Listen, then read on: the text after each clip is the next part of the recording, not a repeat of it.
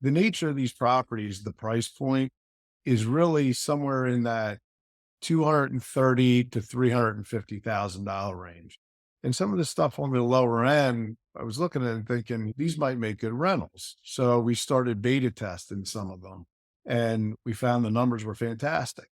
So as we worked our way through the rest of the portfolio, we started taking additional assets through the NSI program and we started converting them to single family rentals.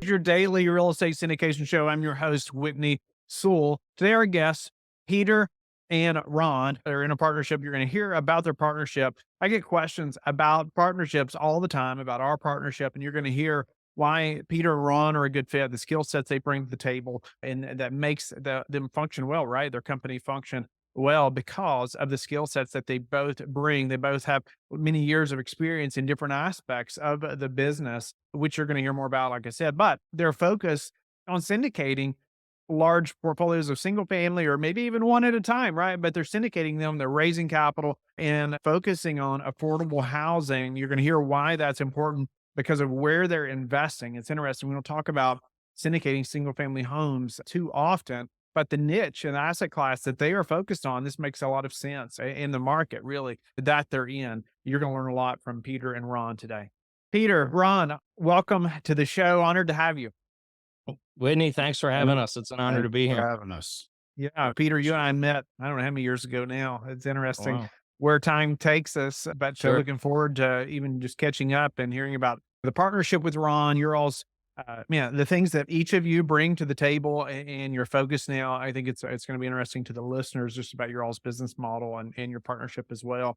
But before we do that, Peter, Ron, give us just a little bit about yourself, your background, and let's dive into the partnership and your focus. Sure, I'll kick it off. My background was raising capital for distressed mortgage investment funds. A couple years ago, I left the 9 to 5 on the journey to be a full-time real estate investor, developer. I met Ron along the way. There was a lot of things that we shared in common. There were strengths that I had and that he had that kind of worked great for a partnership.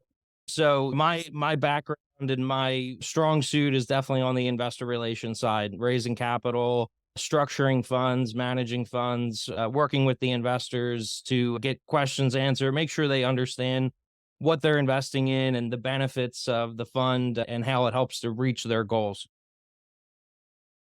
Yeah, and my strengths are a little more on the operational side. Almost 25 years in the industry. I've touched just about everything in the real estate space that you can. I got started on the construction end, quickly moved to the investment and finance side. Have been been involved in the consulting for local institutions in the Mid Atlantic region, and along the way developed relationships with the HUD, government services entities. But all along the way, it's always been tied back to the operational side, whether it be construction, acquisition, property, asset management. Speak to how you all knew that this would be a good partnership or how your all skill sets aligned. Dive in there just a couple minutes.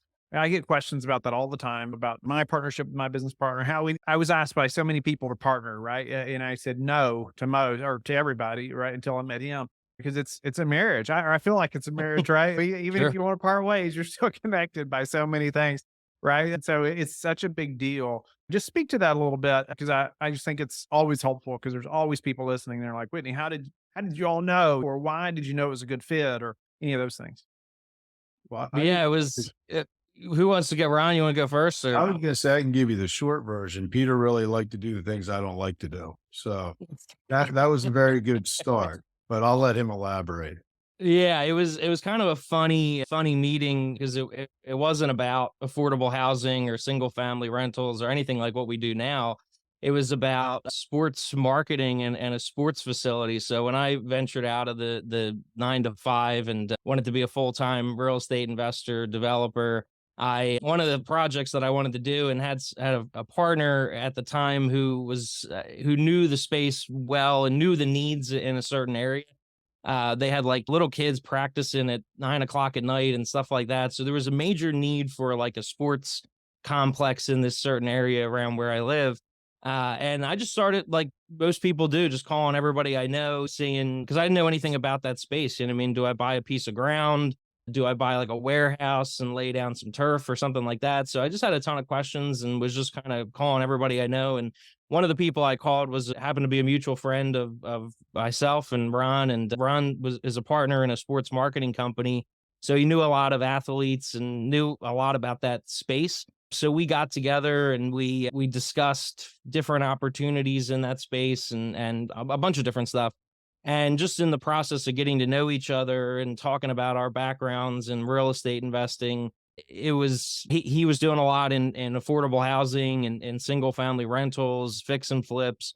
So it was like, hey, do you have an interest in looking into this? And we're looking to expand, and you have a background in raising capital.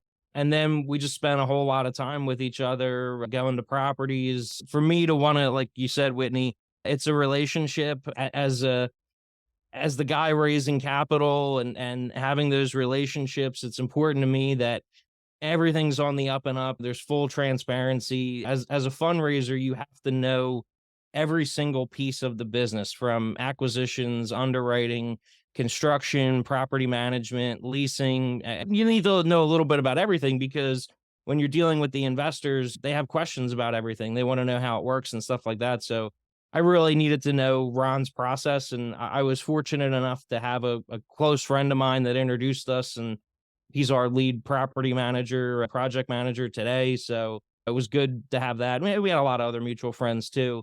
One of our other partners, Wade. And so it just spending time together, it made sense. And we launched our first fund in November of 2019. And we've got to know each other a lot better since then. And we've launched a couple more. And I think we get along well, and we have shared goals at the end of the day. And we kind of mix and match each other's strengths and weaknesses and stuff we like and don't like and that kind of You thing. eventually just have to do it, don't you? You know, Yeah. what's the old quote? Is it go far, if you want to go far, go alone. Or no, what is it? If you want to go fast, go alone. If you want to go far, go together or go with, I don't remember now, Yeah. but ultimately, yeah, we've gone so much further and faster, both, I think, since my business partner and I partnered, because of what what you just said is all the skill sets, right? That you both bring. You can't do it all by yourself. I don't care who you are, or do it well anyway, right? Especially as you grow, it's just Mhm. it's almost impossible, I think. So, but well, let's jump into your all's model a little bit. And like, what's your focus right now? I know it's affordable housing, single family homes, but you all are syndicating these and you're doing funds. Tell us a little bit about what your funds look like, how you're structuring your funds, and maybe even why single family. Sure. So yeah, I'll talk to the funds and how they're structured, why we structure them that way. And then Ron, you could speak to the single family side, affordable housing, why our strategy is what it is and what it's taken to get to where we are today. So from a fund structure standpoint, when we started our first two funds, GSP1 and GSP2, they were essentially fixed rate, fixed term funds. So investors, it's and 506Cs. So we could advertise, go to events, put stuff on the website, that kind of thing. So we just did 9% for 1 year, 10% for 3 years. We had a 12% offering, and it was just a fixed term. It was kind of feels like interest only. So whatever you invest, you divide it. You take the yield and then divide that by 12. That's what you should expect to receive. One thing is a fundraiser. I can't believe it, going on 9 years. I've always raised capital for funds structured like that. And people always ask me, how can I share in the upside? How can I share in the tax advantage? All that kind of stuff. And I never didn't have a vehicle for that. We were always structured for income, as somebody who wanted consistent monthly income. So, and we just launched two new funds a couple of weeks ago. One is an income fund, so it's structured just like our other two funds, where 9% for 1 year, 10% for 3 years. We have a 5 year, a 12. You could take monthly payments or you can compound. So it's mailbox money. It's consistent monthly payments, that kind of thing. And then we looked at everything that we've done over the past couple years. We were able to average things out and look at and stress test it and say, if we paid the investor 6% pref and then we split the profit and the equity 50-50, here's what a fund like that would look like.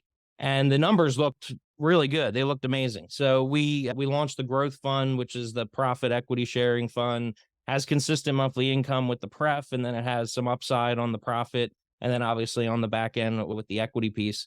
So that's where we're at right now with the income and the growth fund, and just focusing on accredited investors who are looking for passive income, looking to diversify into single family, and looking to diversify into affordable housing. And Ron, you could speak Well, to why something you we do mentioned, Peter, single. before we Yeah, started was communicating offerings so investors understand. And I think there's an art to that, right? sure. I mean, it's because not everybody has the same amount of experience or sophistication as far as in investing and real estate, and so highlight that just a little bit, and then we'll go to Ron about why single family and some of that exactly, or the details into single family versus why not multifamily. It's like everybody's multifamily, right? But Sure. but first, what does that look like? Give us a few tips on communicating offerings so we ensure investors understand.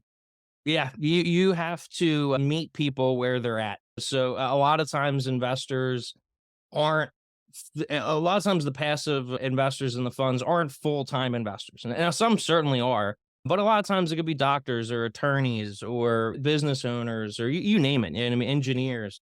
It what they do during their 9 to 5 or their career, whatever it is, it isn't always real estate. So sometimes you have to break things down in a way that people understand it.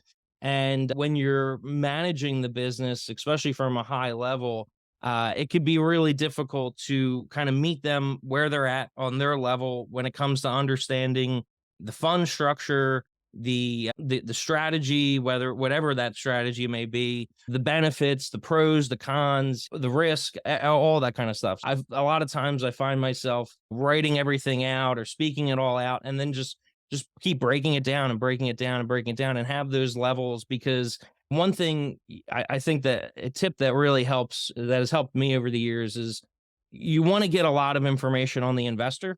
You want to know what it is that they do for a living, what have they invested in, because this will give you an idea of what their foundation is, and then you can work off of that. I mean, And because when are sometimes you people will. collecting those things? It's right on day one. The first time I'm meeting somebody, if you've ever talked to me, you probably know one of the first questions I ask is, if you don't mind me asking, what do you do for a living?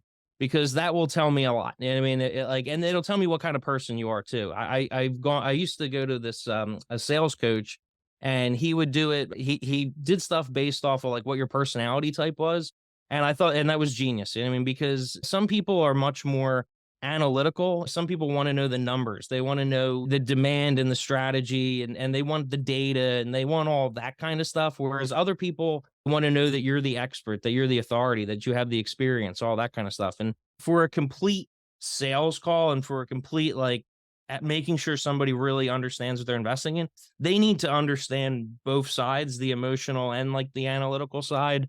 But sometimes you want to weigh it, the conversation, and that kind of thing a little. You got to tip the scale a little bit more to the other, depending on that kind of person and what they're looking for, and what makes them feel comfortable, what information they need. Give a tip on though putting out an offering when you're, so you say you're putting it out to 100 or hundreds of investors, right? And you've had that first conversation at least, and maybe many conversations with all of them, right? But and some of them, like we said, are all over the scale as far as just beginning to very sophisticated investors.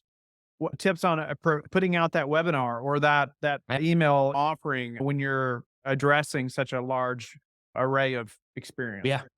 So I would say like I have different levels for the different people and how far they want to take it. So like if you go to our website, you can see like just a snapshot. It just has like that 9% 1 year, 10% 3 year, 5% 12 year, or 12 year 12% 5 year. And it has like just an overview snapshot. And then we have like a prospectus that takes it further than that, which gets into our model, which gets into our experience, our track record, our funds, all that kind of stuff. And then we have a webinar where we're going over the prospectus, we're going over everything in great detail. But it's one of those things where it takes touches, it takes time. Not that you don't have the low hanging fruit. Some people are just, they do this all the time, and they're looking for diversification, and they're reaming and ready to go, and maybe they got a great referral or something like that. But there's always people who, I think I have it on the website somewhere. It's like, I don't care if it takes one call or 100 calls plus. Like, I'm all about no surprises. Yeah.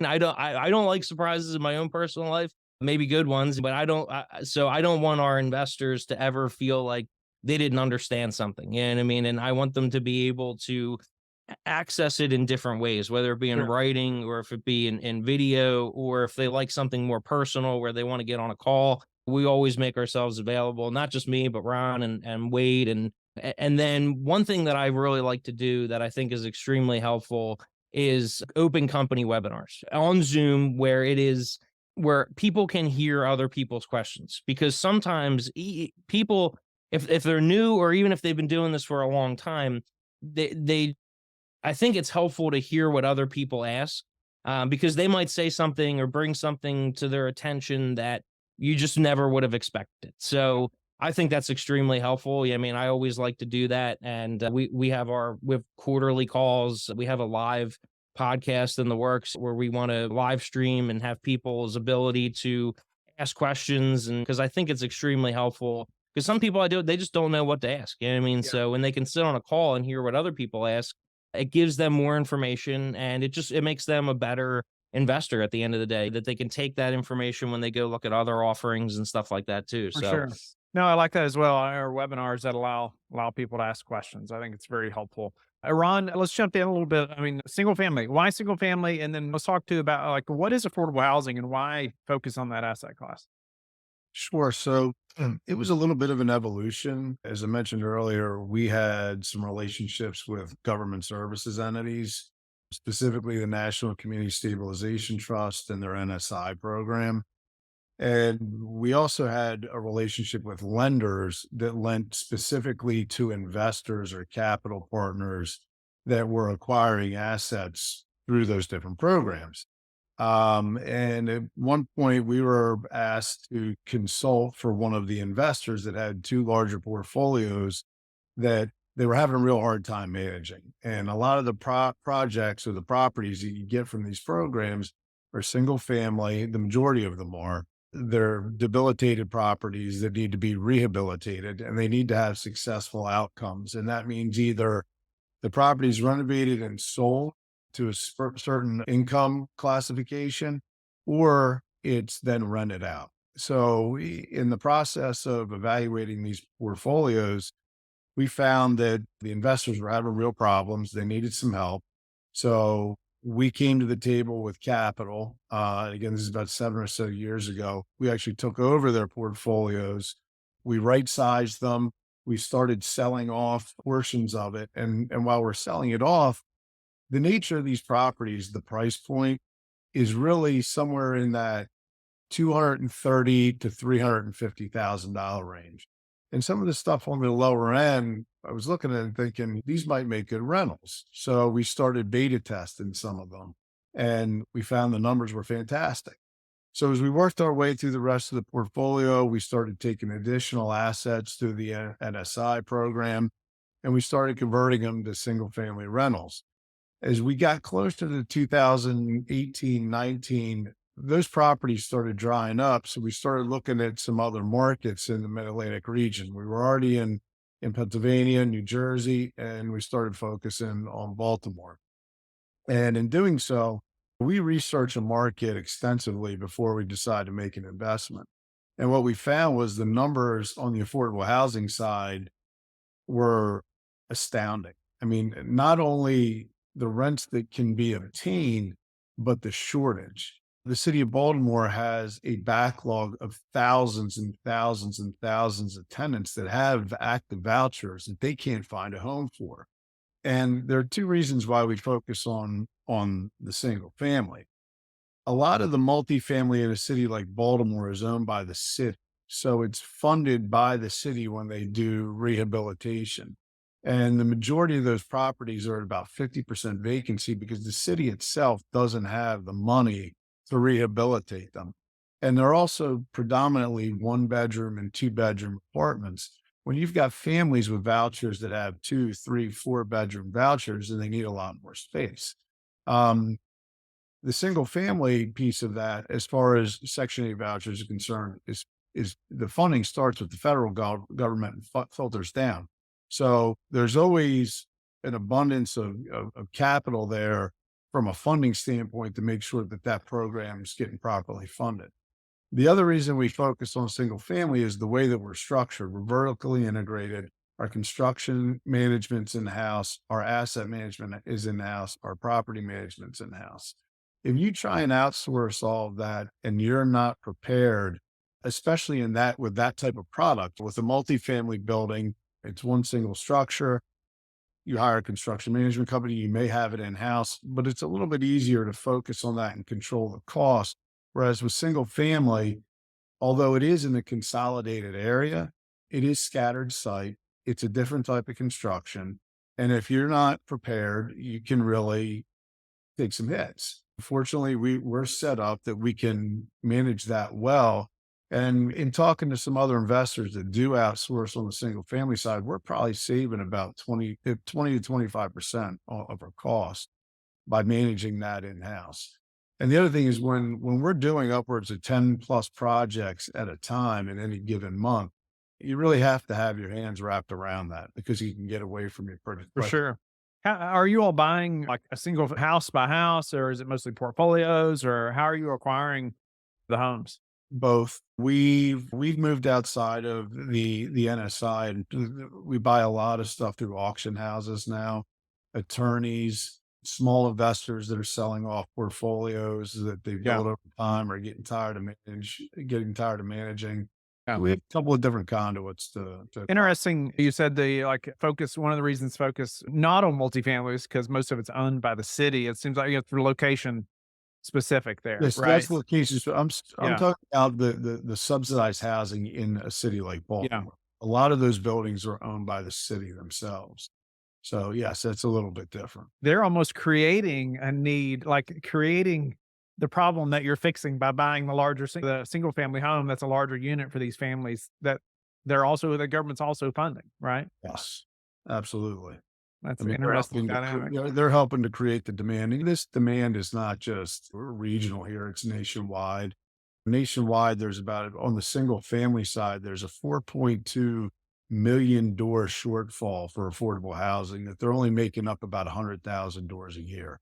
So we're not even close to catching this, and the demand is growing and growing and growing, especially with so during post COVID, the real estate market. Now we have 50% less supply across the board than we did in 2019. So that demand's only increasing.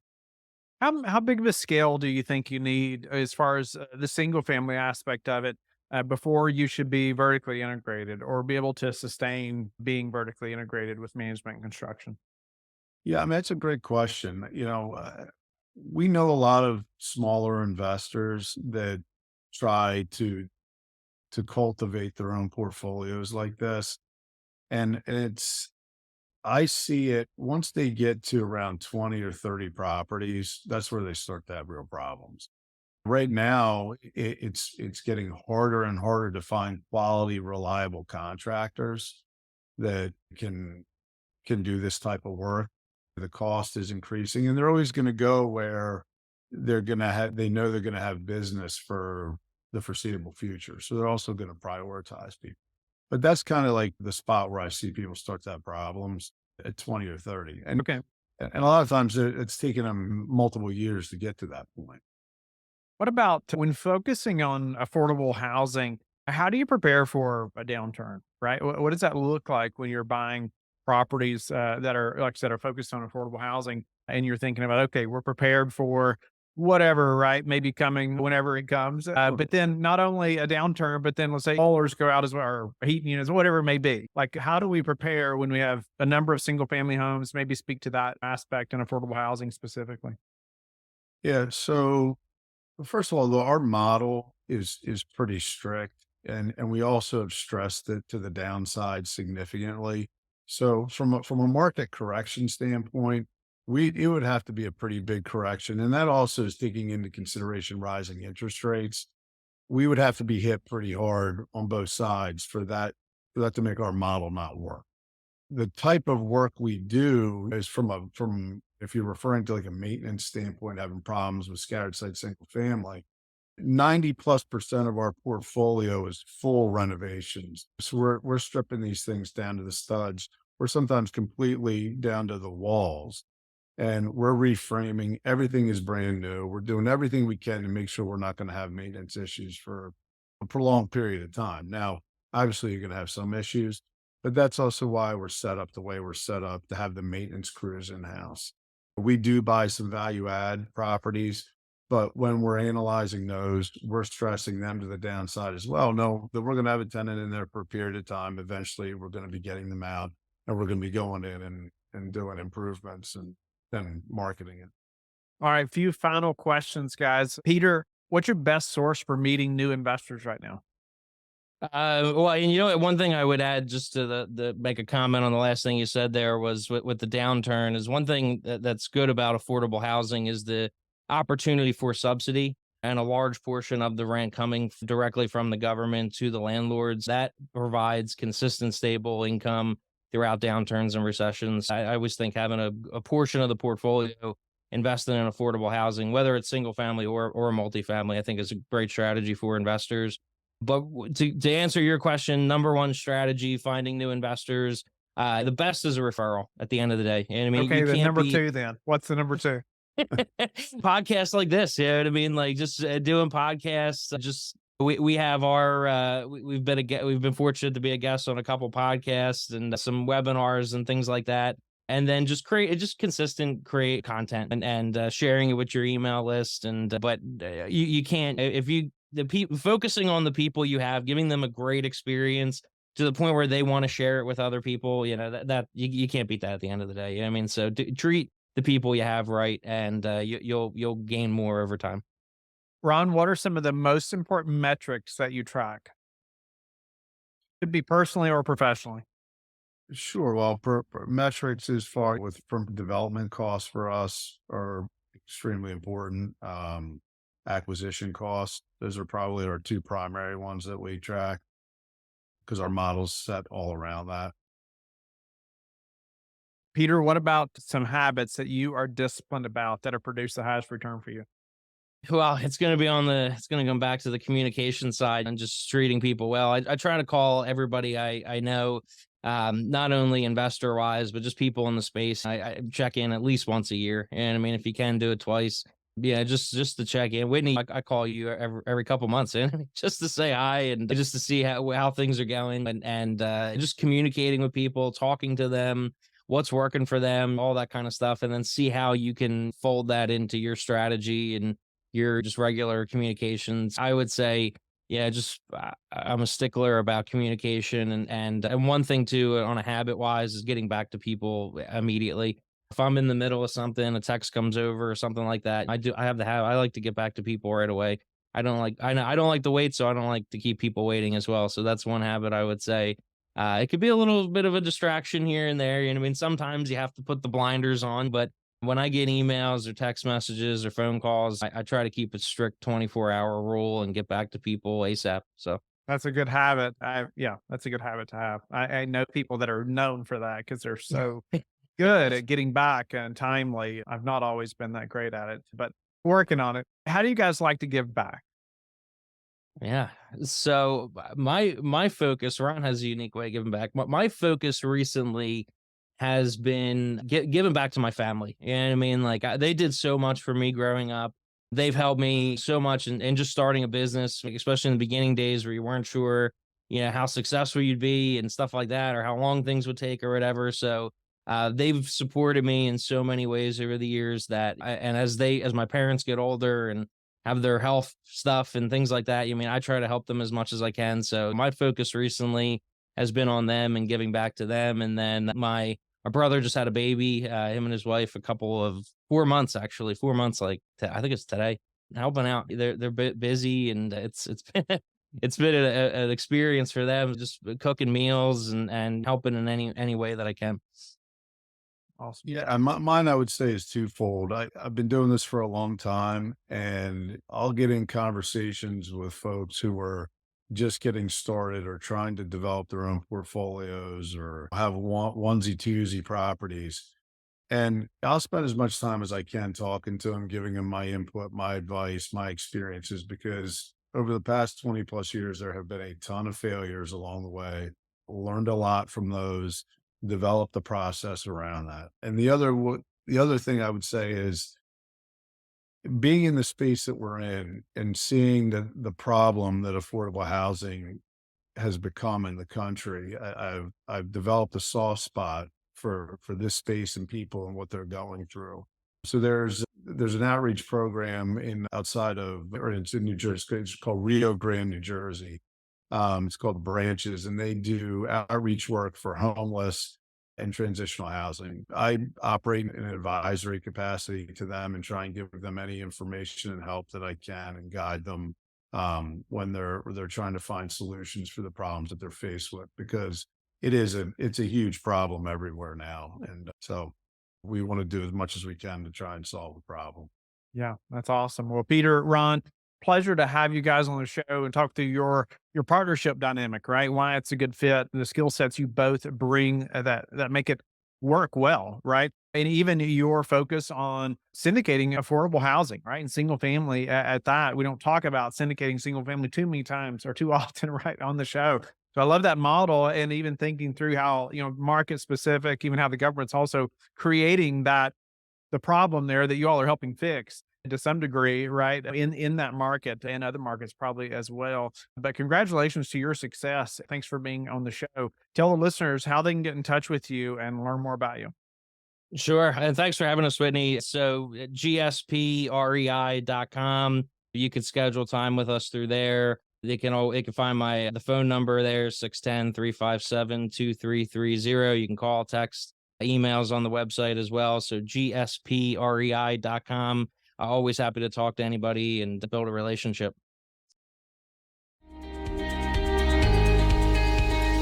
Thank you for being with us again today. I hope that you have learned a lot from the show. Don't forget to like and subscribe.